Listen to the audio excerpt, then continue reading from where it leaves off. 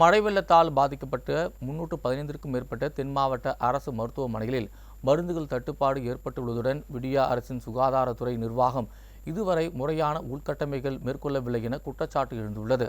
விடியா விளம்பர அரசு முன்னெச்சரிக்கை நடவடிக்கை எடுக்காமல் கோட்டை விட்டதால் அதீத கனமழையால் நெல்லை, தூத்துக்குடி, தென்காசி, கன்னியாகுமரி மாவட்டங்களில் மிகப்பெரிய பாதிப்புகள் ஏற்பட்டன.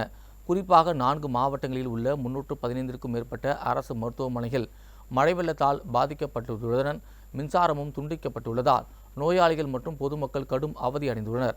ஆனால் வெள்ளத்தால் பாதிக்கப்பட்ட அரசு மருத்துவமனைகளில் சீரமைப்பு பணிகள் படிப்படியாக நடைபெற்று வருவதாக சுகாதாரத்துறை அமைச்சர் பேட்டியளித்து 2 நாட்களை கடந்த நிலையிலும் அரசு மருத்துவமனைகளில் உள்கட்டமைப்புகள் முறையாக சரி செய்யப்படவில்லை என்றும் போதிய மருந்துகள் கிடைக்கவில்லை என்றும் குற்றச்சாட்டு எழுந்துள்ளது.